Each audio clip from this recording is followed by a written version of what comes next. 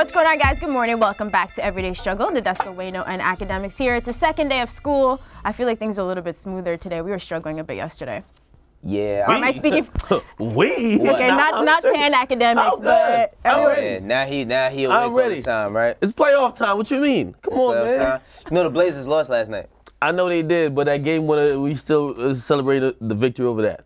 We just gotta get you my favorite player, right? When he came on, I low-key fanned out a little bit. You've been consistent with that. That's my guy. You've been consistent with that. So we do want to start today's show by paying respects to a legend. So John Singleton died on Monday at the age of 51. Now, he'd been in intensive care after suffering from a stroke on April 17th, and his family decided to remove him from life support. He was surrounded by his loved ones when he passed away, though, and they told Deadline that they wanted to thank all of his fans, friends, and colleagues for all of the love and support they showed him during this difficult time.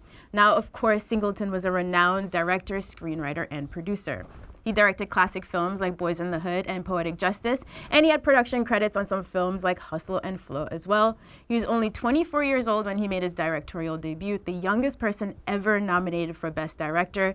He was also the first African American to be nominated for the award in 1992 and was nominated for Best Original Screenplay that same year. We keep losing all of the legends, but of course he has an amazing, amazing legacy to stand on. Absolutely. I mean, like, when I'm thinking of John Singleton, I think of, like, my childhood. A lot of these movies, the first artists I seen in movies came from people he put in them. It's like he gave Janet Jackson her first role. He trusted Tupac to play a big role in that film as well. Ice Cube. I mean, just, it's so many different things that he's done. He also directed Remember the Time with Michael Jackson, which showed, like, Egypt, in which I feel like it should look like, you know what I mean, on camera. But he's had an amazing career. It's unfortunate he passed at such a young age. Yeah. I believe he passed due to hypertension, having high blood pressure. So definitely, you know, get yourself checked out. But, you know, he was surrounded by his loved ones. So, you know, he didn't leave by himself. Exactly. Mm-hmm.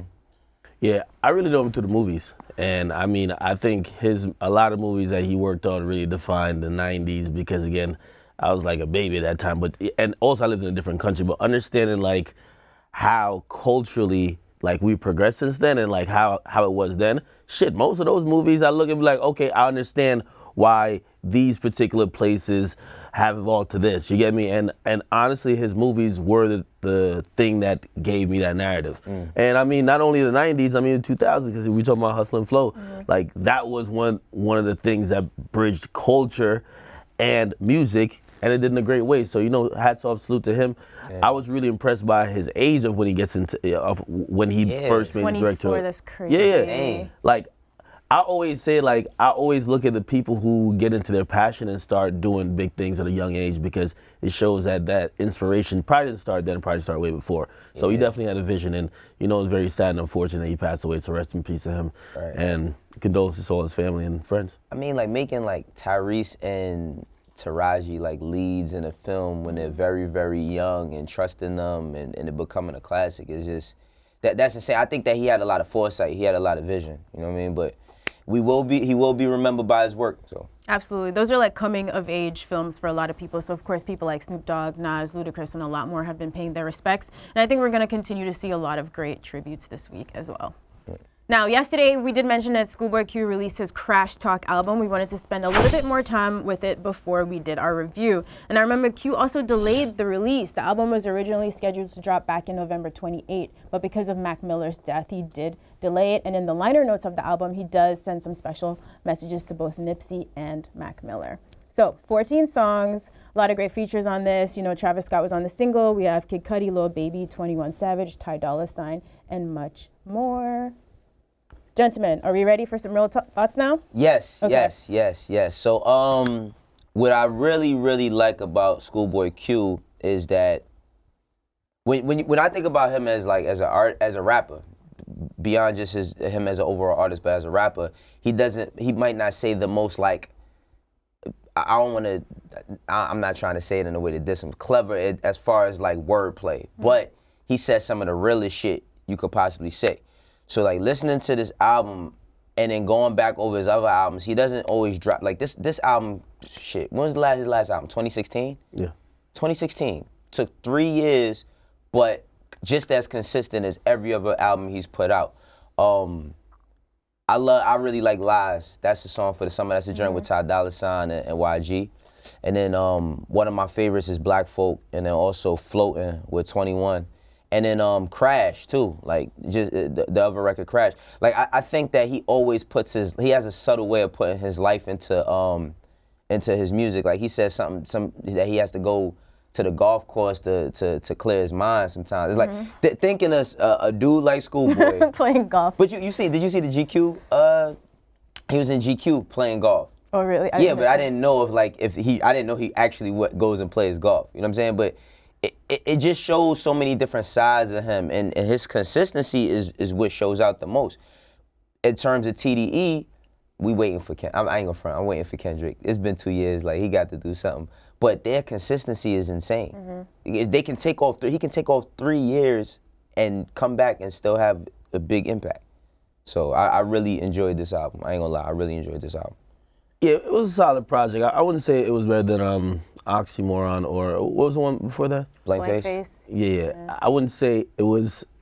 What was the one he dropped in 2012? Habits and Contradictions. Yeah, Habits and Contradictions. Yeah. But it's a solid effort. And honestly, my favorite 3 tracks off it, I thought him and Lil Baby, like they went crazy together. Yeah. And it was interesting seeing that pairing. The joint with him in 21 was good. Yeah. My favorite joint, honestly, was the one with him and Cudi, though. Oh yeah, Dangerous. That shit's hard. Yeah, that shit's fire. It showed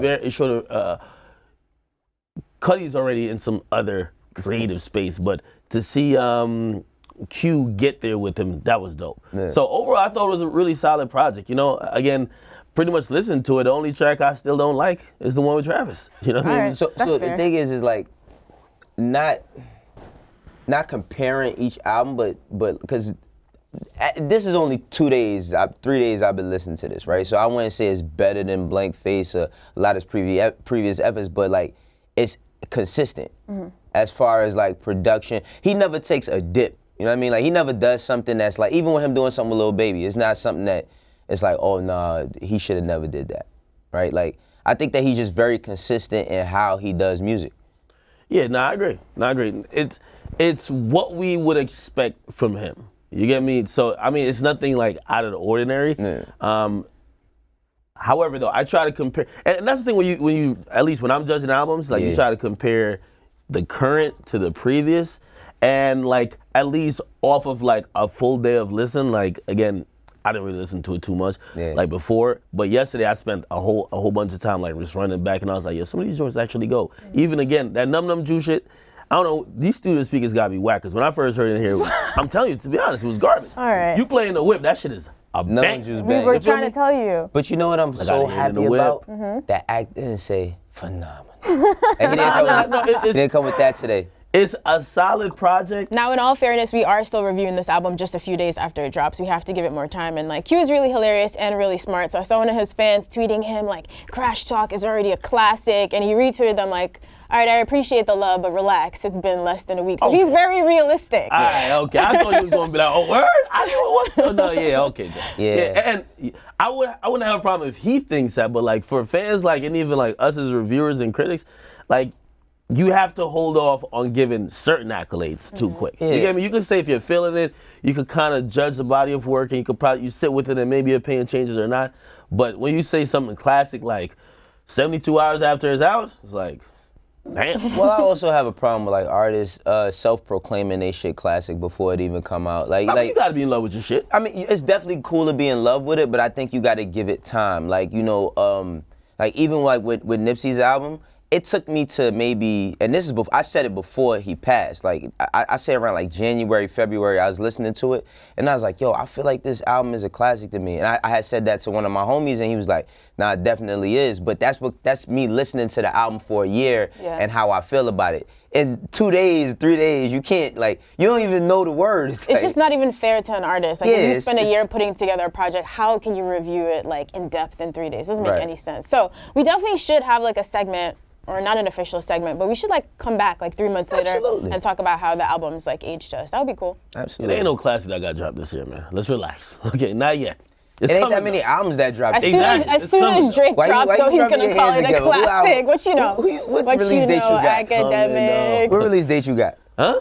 What release date you got? Cause you acting like you know about something. Have you seen the twinkle in his eye? Right. Side note, while you were off, did you guys see him on IG story joking about wanting the machine Cole was talking about for faking your streams? Did you miss that story? That shit is comedy. You know how Cole was rapping about some people faking their streams? Yeah. Q did a whole story talking about, J. Cole, my album's dropping, I need to know where the machines are at. Oh, yeah. Yeah. Honestly, well, that's some real shit. I wish Cole had went a little bit further. That's what I like about Cole. He be just saying random blind shit. Like, Cole, you know who faked the streams? Call them out. Because he's not and like you. Tell an independent artist where the machine is at. You ain't see my nigga Cole just riding a bike through the city, man? He's chilling. He's not. We know that Cole's been riding bikes through the city, right? Yeah, he's been doing that. Okay, just letting everyone know doing that's that. not a new phenomenon. That's why we love him. I mean, catching people on Instagram is just a new phenomenon, but yeah, he's been doing that. What kind of bicycle, though? Followers know. been fake since like 4 years ago. Nah, before that. No. We're not talking about like the original fake followers with like Mace getting caught and running off. I'm just talking about like everybody, like you have 100,000 followers where you get like 300 likes. You get me? Like that type 200 of shit. retweets. Yeah, like because once you realize that's the way to get signed, people been faking it. Yeah. But the streams are like the new thing. YouTube and Spotify gotta crack. Fake it till you make it. No one's ever gonna call names, though, except you. So until you find out, the mystery I know a bunch. remains. It's just the labels though. It's not the artists. Like they don't even. They think they're lit. They're looking at the streams like, oh shit. No, I'm they lit. don't know either. Oh, that's kind of sad. No. Shit. The labels do it and be like, yo, this is why we signed you. That's Yikes. crazy. All right, so obviously Q's been doing some press surrounding the album, and he sat down with Ebro over on Beats One, and he actually spoke about the media's coverage on Nipsey Hussle's death. Take a look at what he had to say. You know, like The Source, and then they post that video of Nipsey dead, like The Source forever. Wait, what? They posted a video of Nipsey getting killed. And I hope everybody here is The Source. You get what I'm saying? Like, how you do that to us? You want to listen to our music? You want to report about us? But you want to post some shit like this? Like, come on, bro. That's not fair, bro. And then y'all want us to be showing love and shit? Like, man, that's silly. Like, them, dog. And any rapper that with them, any person that with them, you too. Yeah, so one of our fan questions actually was saying, you know, like, how do you guys feel about the media's coverage of Nipsey's death? A lot of it felt genuine and some of it felt forced and just for clickbait. That thing from The Source was horrific. That seems like something like Fox News would do. I don't know if Is you this guys saw- validated or? No, I saw that. People saw were it. pissed. And in the tweet, I believe it said, like, click here for video. It wasn't just like a regular headline. It was pretty disgusting. Yeah, I still haven't. I mean, I can't bring myself to watch no video like that. Like I was in LA for a week and I went over by the store and went out there and just like seeing, you know, the first time I went over there was 3 years ago before he renovated the store, you know, and just being in that parking lot and seeing it, I couldn't believe it. So I couldn't, me personally myself, I can't bring myself to watch something like that.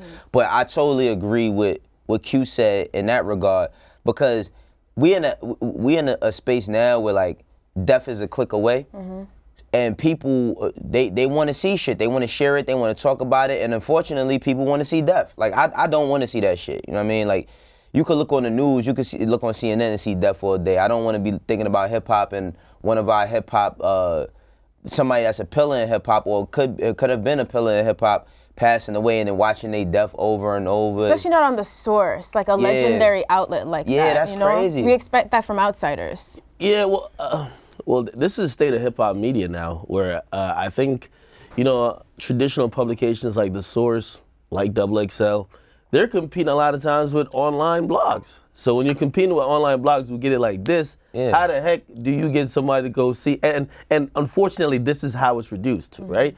So you realize like a publication like that, they're covering trolling. They're gonna use death for clickbait. At some point, your morality got to kick in. Yeah. Yeah. I don't show, like me personally, I don't show blood on my platform. Right. You feel me? Listen, we could allude to something happening, we could write it, but some things are too graphic to be seen. And also like some things are lifelong memories. Like you wouldn't want your last moments. Like I always remember, World Star used to post very salacious content. Like that's how they kind of that's how they got big. Yeah. And unfortunately, that is a way to blow up just in media in general. If you're the one who's posting when no one else is posting, but like, would you really want your last moments documented on World Star? Absolutely not. And I mean, not only that. I mean, he has children. You know, he has children. And again, The Source, they would be a publication that's trying to get an exclusive or trying to get next to Lauren or something to find out how she feels after the fact. But so why would you ever in a million years. Like, sometimes I understand business and all that, but this is a moment where you can't think about your publication of yourself. I mean, it's one thing to cover the story, but like you said, like, a lot of people could say a lot of shit about your platform or whatever. I've never seen you post no shit like that, ever in life. And I just think that it's very tasteless for publications to be posting stuff like that. Like, honestly, the only people who should have that video is the authorities. Right. That shit should not even be seen, for real. You know, so it's unfortunate that it comes out and then people's trying to get it for clickbait so that they could get their ad dollars up. Yeah, like for example, even you know, like think about like Whitney Houston when she died, and you saw pictures of her like in a casket or whatever, and like you expect that from like the National Enquirer, like just thirsty outlets. That's what that is. Thirsty outlets just trying to sell some shit that, you know, like unfortunately people don't want to see, but like it intrigues them, so you'll get clicks on it. But like someone that's within the culture, like, you know, you gotta draw that line. Like, you know, that again, if it's circulating on Twitter, if someone see it, that ain't got nothing to do with you, but you shouldn't be like posting that. Yeah. And again, I don't know the people at the source, so I don't want to just demonize the whole outlet. That probably just some thirsty editor and a thirsty writer. That's what I'm thinking, right? That put that up. Mistakes happens. It's just that it stayed up way too late. So many people were being vocal about it, and it stayed up for way too long. If you're in the culture, you gotta address that. Even if you're the boss up there, you gotta address that. But there's enough people in place with common sense to because when you put something up, right? There's a lot that goes into it. You got to take the picture. You got to do. It's a lot of pathways before you click send or share or whatever, right? It's a lot of red tape to cut. Nobody said, you know what? We the source. We're the brand that kind of amplified what a classic album is. Like, we're known for certain stuff. Now, they haven't been what they used to be, but y'all are known for certain shit. Now this is who y'all are. Right. You know, so, and not that, because I'm pretty sure that one person make a mistake doesn't account for the whole entire company, but you gotta lay in that bed as well. Yeah, and again, of course, you gotta stay in accountability, but I do understand that mentality. Of course, my morality, I'm not posting a dead body. I'm not posting somebody bleeding out. Like, that's very distasteful. But I understand, because of where hip hop media is now, there's the pressure of something happen. People feeling that pressure like, yo, if I don't post it, Complex about to post it. That's what they thinking, I guarantee it. If we don't post it in 5 minutes, Complex about to post it, they about to be the first with it. And again, that type of thought doesn't allow you to make cultural decisions. You make money decisions. You get me? You make decisions that you probably realize it was corny later, but you know what I mean, the damage is sometimes permanent. Man, money isn't everything. I know, it's sticking all sides, because you guys remember Q also a few weeks ago speaking out saying he felt like fans were trying to pressure him to say something about Nipsey publicly. It's just hard when a celebrity passes away because people feel so attached and entitled to them. You have to understand that they're a person and they have family and friends who should be allowed to grieve and mourn. It's just, I see a lot of people dragging this Nipsey's death. Oh yeah, niggas just want to show off their cars. Niggas want to show off their houses. Niggas want, like, I see niggas like just mention Nipsey and really just want to talk about themselves. It's ridiculous. You know No, what I mean? I've seen a lot of people turn it into something about them, as opposed to, and everybody grieves differently. You know, everybody grieves differently. I've dealt with a lot of different things in my life where I don't post none of it because I just feel like it's not everybody's business or how I feel. I did write something. I posted a picture of Nipsey because this is the first artist that I actually knew I had a good cordial relationship with him and his team that something like that happened to. I didn't feel the need to. I didn't feel like I had to. I just did it because I wanted to. But like you said, I see people dragging it out. Like, okay, I get it. But a lot of people are out of line because his family not even doing that to a certain extent. You know, so, hey. Yeah. Final note on this, I thought the service that they had for him at Staples Center really was like legendary. It was amazing. Like watching Lauren London, that was like very moving, and a lot of the things she said really stuck with me about experiencing a person and having that like privilege to experience them. So anyway, rest in peace to Nipsey. Right. By the way, hats off to Karen Silver for that. Yep. She said she was really instrumental in putting that ceremony Absolutely. together. That was legendary. Yeah. That's That's a homegrown. Got the letter from Obama and everything done. She was working really hard on putting that together. I was able to get some when I was in LA. I was able to get some memorabilia from it because I didn't get a chance to attend it, but I was able to get some stuff that I could hold close to keep in memory. I actually got a pair. I remember a lot of people don't know that Nipsey did a collaboration with Nike and Undefeated, and he had a Huarache, like these royal blue and yellow joints. I'm gonna get my joints framed because a lot of people don't have them. So I'm happy that even with what she said, I'm happy that I got the experience of knowing that man. Right. So rest in peace to Nip. Another side note, we need like a, praise or just like honor Karen's civil segment, man. She's like been through a lot and she does a lot for the culture. whole Like lot. she's grieving, she lost a friend and a business partner. For her to like put that aside and like work so hard to put that memorial together for fans is really incredible. Yeah. Shout out to Karen. Absolutely. Friend of the show. All right, so we want to get into some struggle mail, and then I think we got a couple quick hits. We still got some stories that we missed while we were away. All right, so we've been speaking a lot about Lil Nas X, and some people have like mixed feelings about his song. So this question is from Odd Worldly Way, interesting name. Do you feel like hip hop is becoming oversaturated with all the parodies and non-talented rappers, and will we ever see a shift to how it once was? No, I'm just saying it's been. People been doing. You mean what was it once? When was it once? What? I think that people really don't appreciate what they have until it's gone. And for every, Lil Nas X, we have Drakes, we have Kendricks, we have Coles, JIDs, Meeks, Reasons. We got all these different Schoolboy Qs. We got all these different artists to appreciate. But whenever something catches some flame and it ends up at the forefront, people view it as that's all hip hop is. And it's not. I think that right now hip hop is a nice, concise, equal balance. It's not balanced on every scale. Now trust, it's not balanced in radio. Sometimes it's not balanced in media, but there's enough to where you can pick what you want and it's enough for everybody. So people been doing fucking parodies of music and all of that. Like, I think they're just mad because it's breaking streaming records now, 143 million. Remember Afro Man, Because I Got High? Yeah, I was listening to that the other day. Afro Man wasn't no lyrical genius. This nigga had a fun song about getting high. He still went gold, damn near went platinum. So like, and he had that the same time Jay Z Blueprint was out. So it's like, it's always been that. It's always gonna be people who take hip hop very serious, and there's gonna be people who take like comedy and hip hop very serious as well. Hip hop is in the most balanced state it's ever been. In the places that it's not balanced in, it's because money controls those things. Let's keep it real. Whether it's media or radio, that's the reason why you're seeing certain things more than certain things. Just to be honest, right? You're gonna see more Lil Nas posts from media outlets because he's hot. It's gonna bring clicks. It's gonna bring money. There's nothing else to it, right? You're gonna see radio, the songs that are trying to make a quick buck for a label being promoted more because that's where all the radio promotion dollars are going. That's independent of the actual state of hip hop. Beyond that, like you can find whatever you want, right? There's always something that's gonna go super viral. Like we live in the meme era right now. You get something that's really hilarious, a good gif or a good little short video, that's gonna go. It could be an acapella, it could be just like a couple of words. It's gonna go. You turn to a song, it's gonna go. Hip hop is balanced though.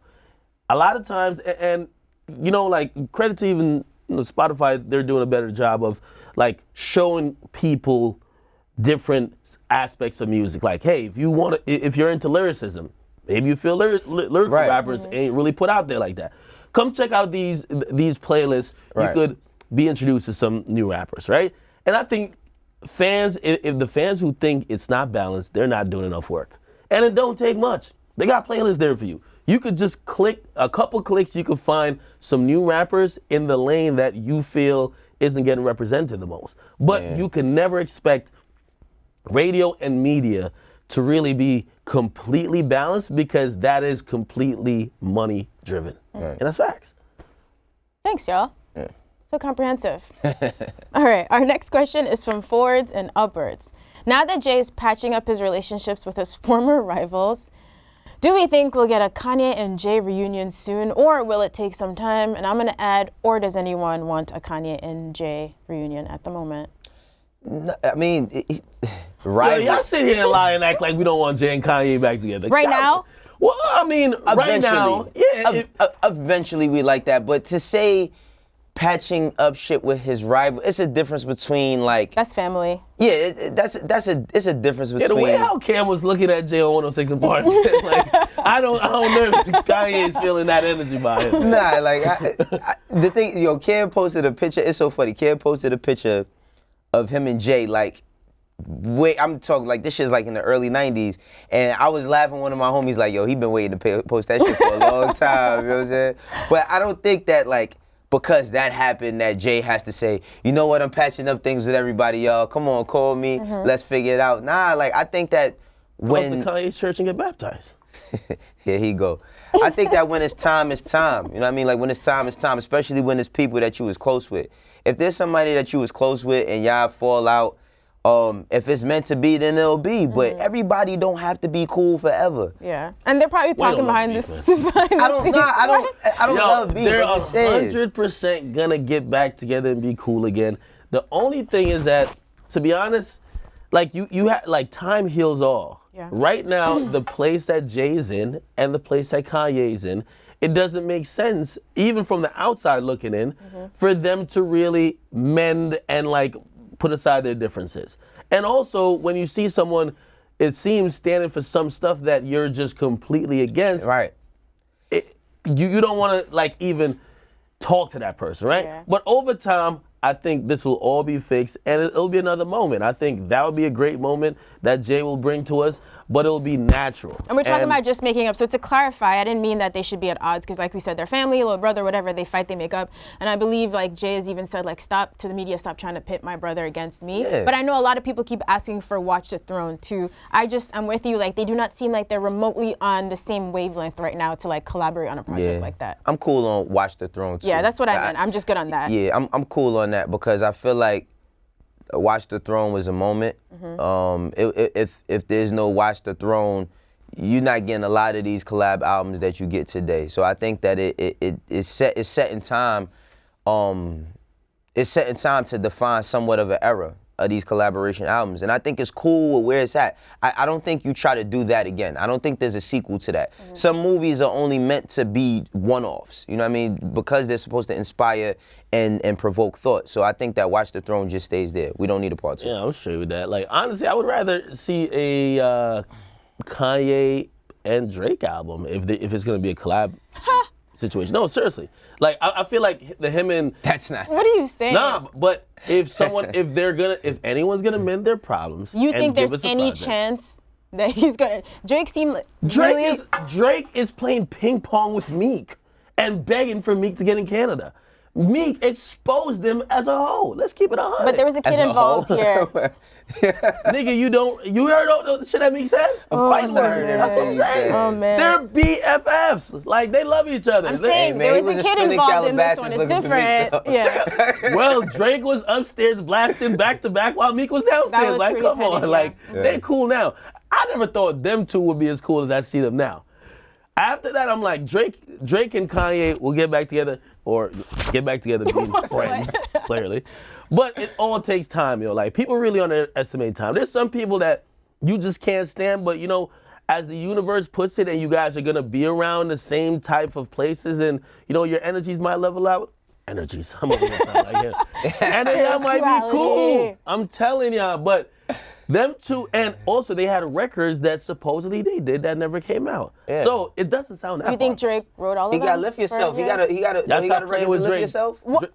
That was Drake. That was props for Drake. That's what I'm saying. He probably wrote all those records for one project. No. I meant, did he write all of the Kanye verses on their collaboration? Oh yeah, he wrote his shit too. I'm not shitting on him. Come on. All right. I'm Team Drake in this. Drake is a writer for himself and others. We know. Thank you, Obs fan number one. If he said Quentin verse, he's just bigging up his All right, enough. Should we do one more quick fan question? That was good. Styles VIP 1323 says, "Hey guys, love the show. Thank you. We appreciate you. I always wonder, why is it so hard for a battle rapper to become a legitimate star in hip hop?" Well, I won't.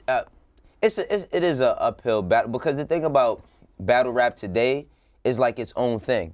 It's really like its own thing, and a lot of artists who are great battle rappers don't sound as good recording. One person I will say that has been making a stride and has been making a dent in a new career is Sue Surf. Like, Sue Surf he put out a really good project, and he's I say that he's a very well respected battle rapper, but it's a hard thing to do. You probably just need a hit. People like hits. Yeah, right? if you need hits. That's the thing. To be a great artist, right? To be one of the best, I think that you have to be dope lyrically. You got to have hit records, and you got to have personality. Or like you need those things to be a great. So a lot of battle rappers just emphasize on one thing. They don't really. I'm not going to say that they don't have music, because then here comes 100 battle rappers like, you never heard my shit, right? But I think it's a battle to make really, really good battle rap and make music at the same time that runs synonymous. Charlie Clips was good at it too. Yeah, I do think a good amount of them, because again, it's about practicing your craft. And unfortunately, making songs and battle rapping, even though they might share a similar skill, is two different things.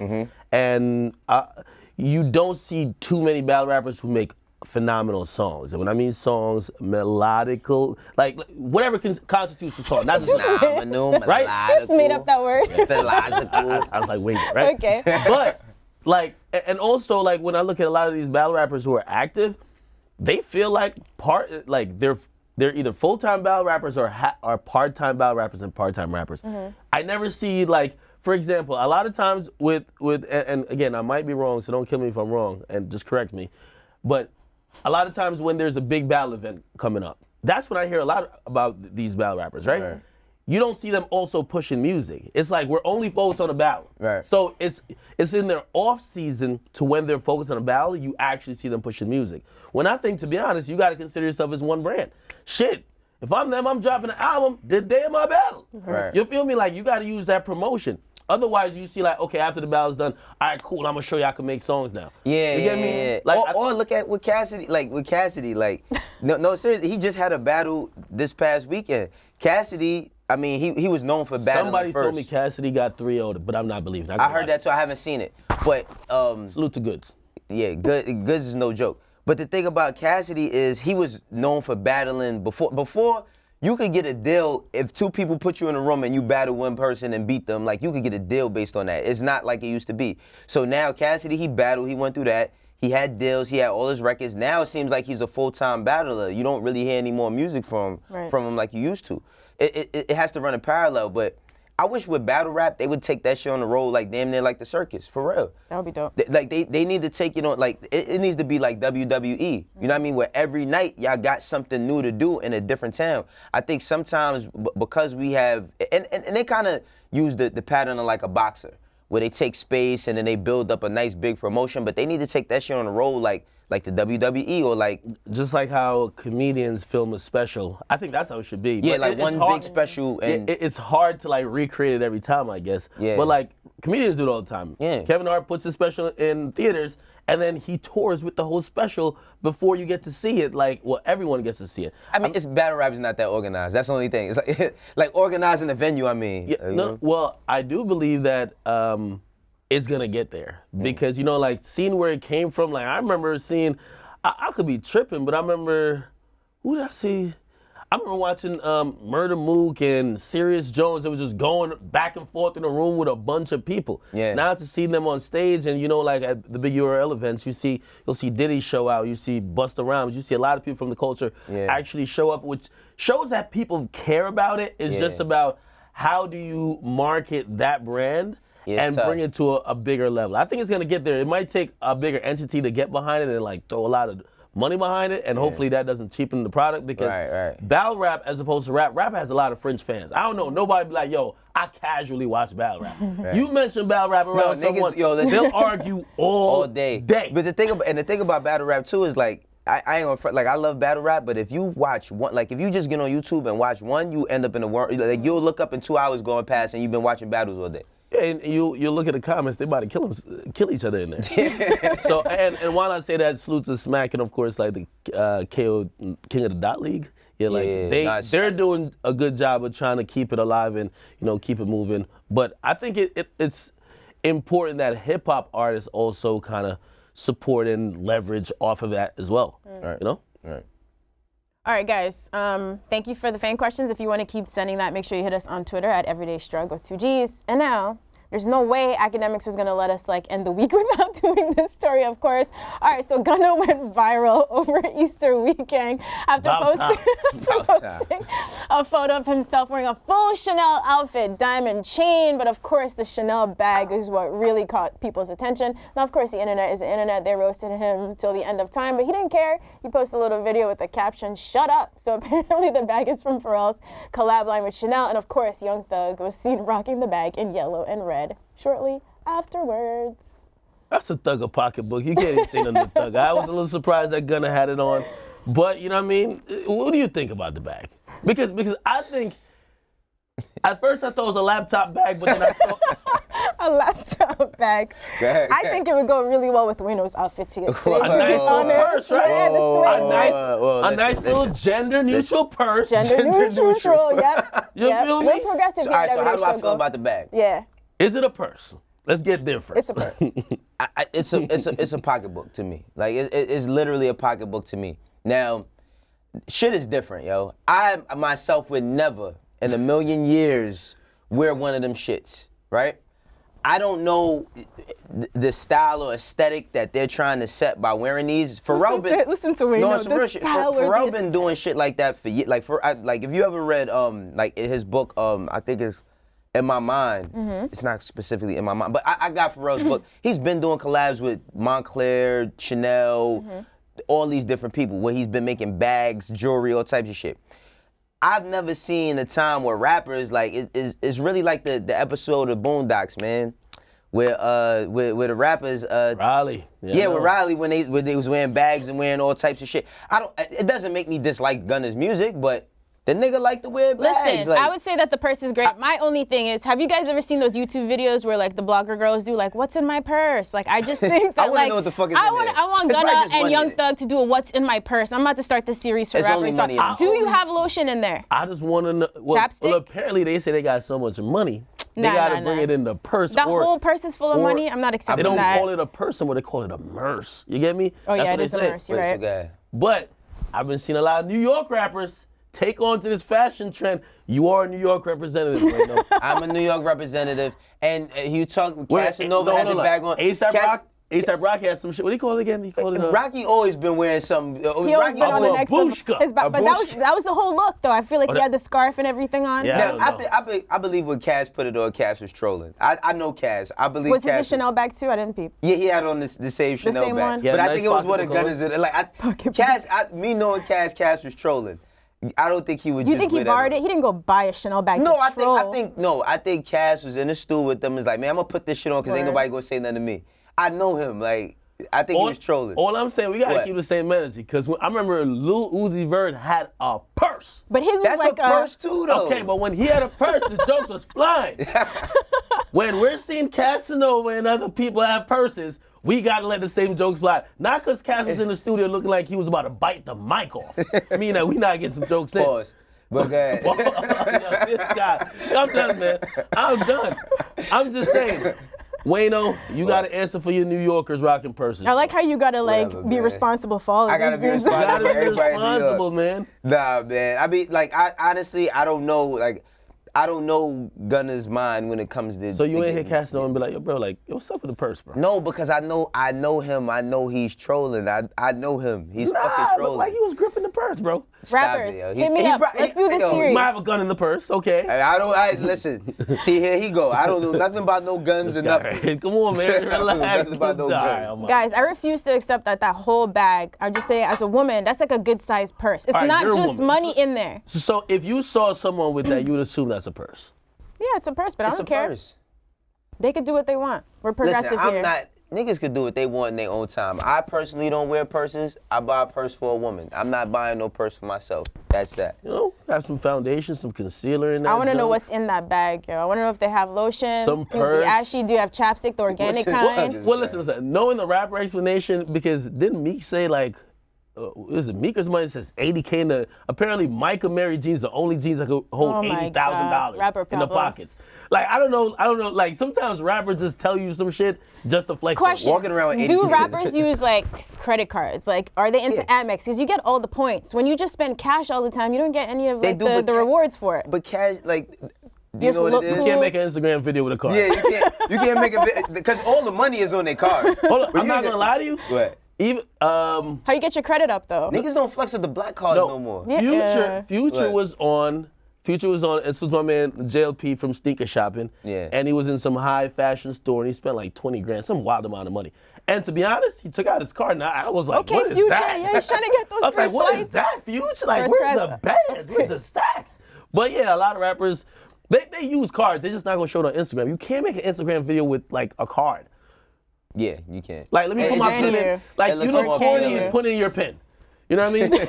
You look corny putting in your pen. It looks cooler. Like All right, Cassius viewers, was just don't be cooler. like rappers. Make sure you're getting your points. They add up. You get some good rewards out of And those, cop okay? a Chanel purse, man. Y'all can put a lot of accessories Getting to in this it. right before we go. Oh yeah, sorry y'all. Too many jokes. All right, so a couple of things. One, Offset reunited with his dad after 23 years. Just want to say like applause. That's really amazing. That was amazing. That's like a moment for him. You know what I mean? That's super dope. It ties into everything he's been doing with his album. When he did interviews, he said I don't hate my dad. I ain't seen him. He's like, I love him. He's like, nigga, I'm rich. Come over here. Come have fun with me. You know, so I'm happy that he got a chance to find his dad because a lot of young black men that's the piece that they're missing. And we don't want to talk about that. Men always want to talk about how women got daddy issues. We got daddy issues too. Yep. You know, so I think it was very, very dope that Offset connected with his pops. Yep.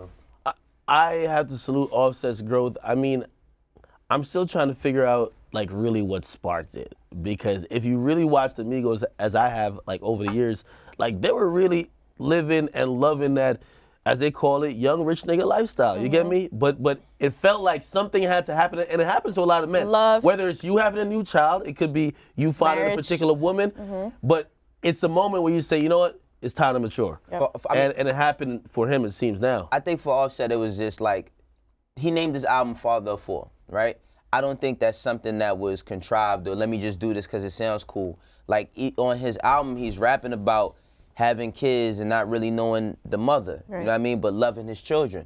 And him taking care of his kids now. So I think like that is only gonna play on your mind like, damn, I didn't really have my dad growing up. I would love to have him now.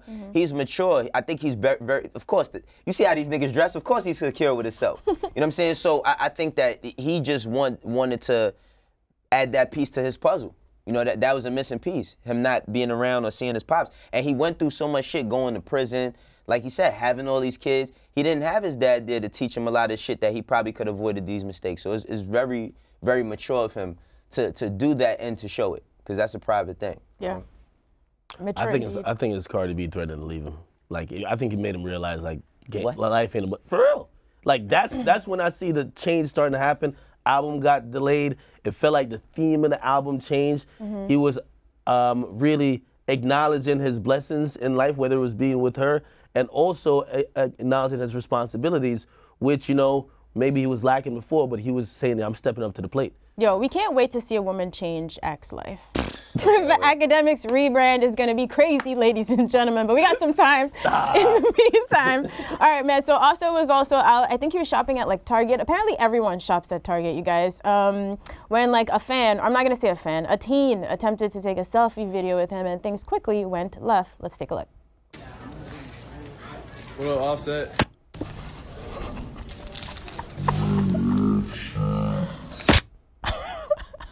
All right, now according to news reports, the teen's mother has filed a police report in hopes of Offset replacing the phone. You think he needed a replacement? He couldn't just get the screen fixed? Maybe he had no cover. My cover is good. It could drop like 30 feet and be good. Hey, listen, man, I hope he had insurance on his phone. This the whole thing about this shit, right? And it's a very touchy subject, because we had this same kind of conversation with YG, right? And I found out about the kid with YG. They said that that's a kid that, like, a lot of people who are fans were saying that this kid, like, he's always in the airport, he takes pictures of people all the time. Okay. But when I spoke to some of YG's people, they said that at the moment, he violated YG's space, you know? And everybody's always, well, this is what you signed up for, this is what you signed up for. They won't ever understand what it is to just be trying to just have regular time. Yeah. And somebody invading your space. Now, the kid could have came over and said, hey, Offset, would it be cool if I take a video? But you just not asking at all. Yeah. You not asking at all, and somebody just walks up on you. You, like, all right, you get your makeup done and all of that and everything. Sometimes you may not want to be on camera, right? It happens a lot. That happens a lot. So I'm just saying, like, if Offset's defense, yo, maybe he does not want to be recorded. Yes, he did sign up to be an artist, and he's a big artist, a superstar, whatever it may be. But that doesn't mean that you have the right to just go like this. Right. That doesn't mean that if somebody sees you, they could just run down and say, oh, well, you signed up to do this, so I could do this. No, because where do the two meet? Where does me being a public figure or personality have anything to do with you having the right to violate my personal space because you have a phone and because you see me? Right. I think it needs to just be some dialogue to say, hey, can I? And that doesn't happen. And then when an artist does something, then he's the asshole. He's the fuck nigga. He's the one that should be thinking about his fans. But the fans don't think about themselves. Yeah. You know? Police report seems a little extra. What do you think? No, like, I'm sorry to tell you, that's what you signed up for Wayno. I'm sorry. Yo, listen. No, it's not. As a public figure in a public place, when people know you, I walked off the plane. I was sleeping the whole flight. And I walked through the gate. People knew me. They're recording me. Now, here's the thing.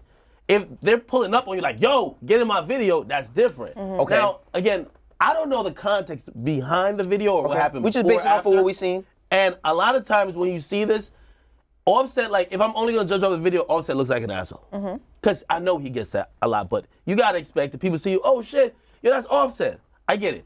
Who knows? The kid, a lot of times people say stuff that may agitate you before and then try to get on camera. No, you're not gonna be that receptive to it. This may happen. So I'm not gonna fully judge Offset for it, but I do understand, like, every time a fan sees someone they like or they know in person, again, a lot of times I've been going through tough shit. For that person, But people oftentimes feel me without asking. I realize there's like levels to it. People will come up and say something, they'll ask for a picture or video. Sometimes you're like, I'm not in the mood. They'll be like, but please, I really want it, and you'll do it. But to creepily just be like recording without you. That's what it is. We live in this era. Like, filming from over there is different than, like, a lot of times they'll come and be like, hey, yo, if you don't mind, can I get a picture or can I get on my video? Yeah. Right. But it's, when you say personal space, like, you can't be mad if somebody's recording over there. No, I'm not talking about that. The kid was recording over there, they went over to him. No, no, just now. All right, I'm not talking about the YG shit. Fuck that. We talking about this right here. Yeah. All we have is what's presented in front of us, right? He's coming. It looks like he just finished paying for what he's paying for. He's about to leave, and the dude just walks over with his phone.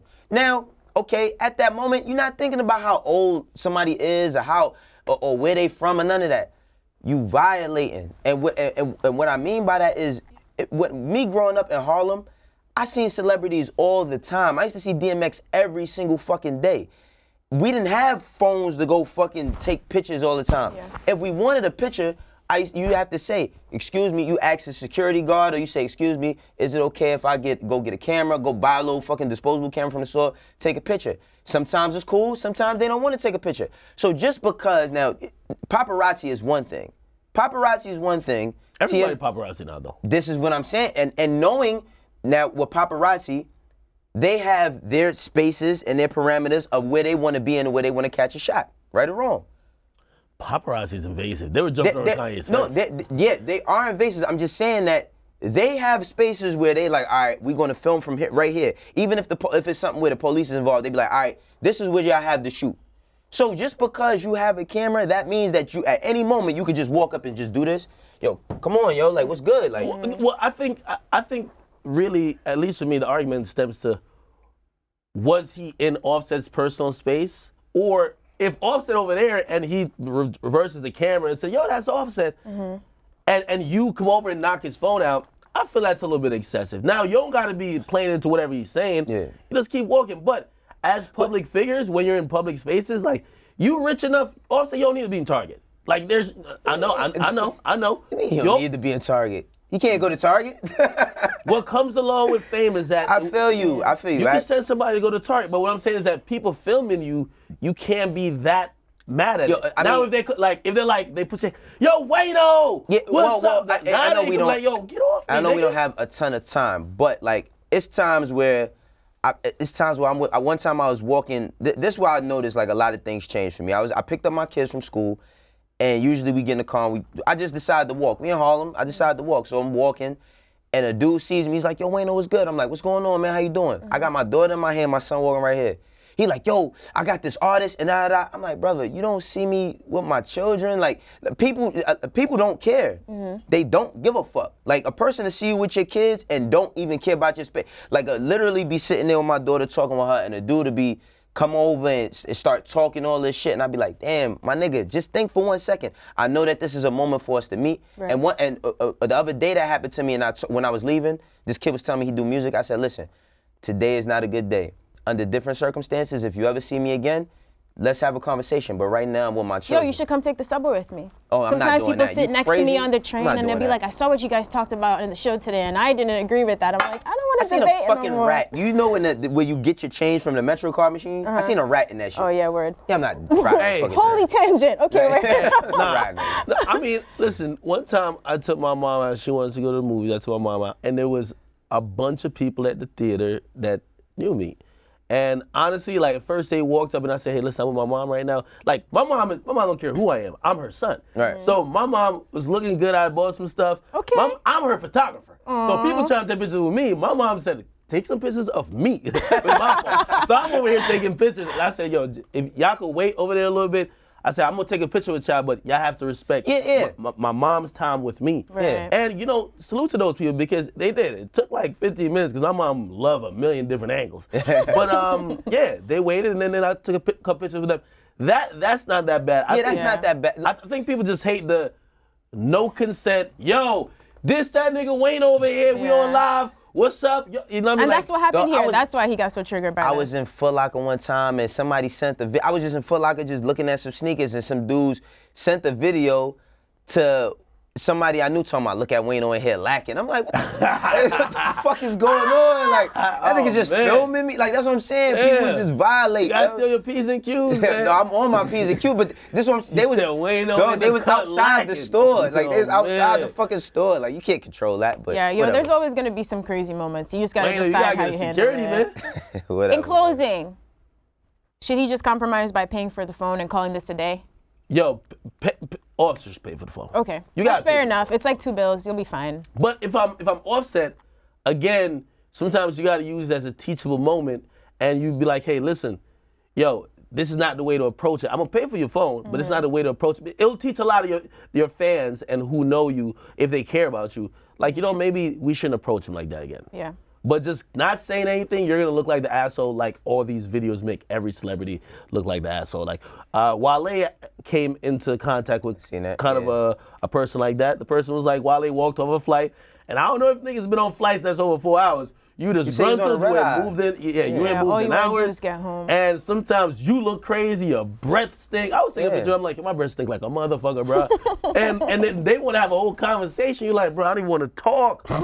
And again, you know, Wale, he didn't want to take a picture or whatever. The dude put it up online like, yo, this is why niggas hate Wale. Again. Yeah, that's unfair, yo. You can't be, you're not always in the mood 24/7, yeah. Where is the mutual respect at? Like, that's all I'm saying. Like, no artist shouldn't violate a fan, but a fan shouldn't violate an artist either. Where's the mutual respect at? Because Wale he's like, yo, I was on a red-eye flight. I'm trying to. But again, not to like sound like Akademiks, that's the whole, like, this is what you signed up for. Although it is not. You can never anticipate how fame is going to change your life, but part of it just comes with the territory. Like, period, you got to deal with it. Well, you got and the fans got to deal with whatever people. Getting the phone sniped out of your hand every once in a while. I seen Bieber, and Bieber goes through it. I used to look at, you see those videos in Hollywood and be like, yo, these niggas I feel bad are for him. Mad privilege. Like, yo, you wild on the paparazzi, but I seen the paparazzi basically pushed a woman out of the way and was like wilding, trying to like get a picture of him, and he sat there literally for 5 minutes to say, yo, I get you have a job, I respect it. Like, don't think I don't respect it. I'm gonna give you your time that you could have a couple pictures, but you also gotta give me mine. If that's a conversation I like to be had. And if someone can't respect the fact that, yo, there's a time and place for everything, after you're saying that, I'm not denying you, you might slap their phone out of their hand. I ain't gonna lie to you. All right, that's how you end after all of that. All right, guys, we gotta go, man. Thank you for watching Everyday Struggle. Hopefully we're up at 12 p.m., our new time. Birthday shout out to Travis Scott. See you guys tomorrow. Have a good day. Peace.